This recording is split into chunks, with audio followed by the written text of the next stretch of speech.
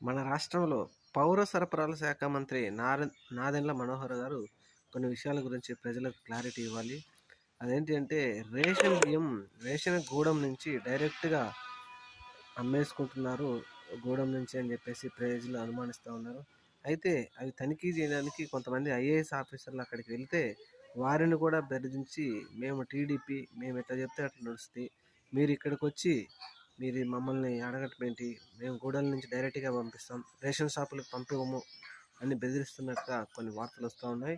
మరి ఈ వార్తల్లో ఎంతవరకు నిజముందో తెలీదు కానీ మన పౌర సరఫరాల శాఖ మంత్రి అయినటువంటి నాదెండ్ల మనోహర్ మాత్రం నాదెండ్ల మనోహర్ గారు దీని మీద క్లారిటీ ఇవ్వాలి.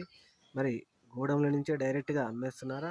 లేదంటే గూడెంల నుంచి డీలర్ షాపులకి వెళ్ళి ఆ డీలర్ షాపుల నుంచి పేద ప్రజలకు ఇవ్వకుండా అమ్మేస్తున్నారా అనేది మరి మన మంత్రి గారు దాన్ని క్లియర్‌గా చెప్తే గనుక మనం తెలుస్తుంది. వారు చెప్పకపోతే మనకు తెలీదు. చూద్దాం మరి.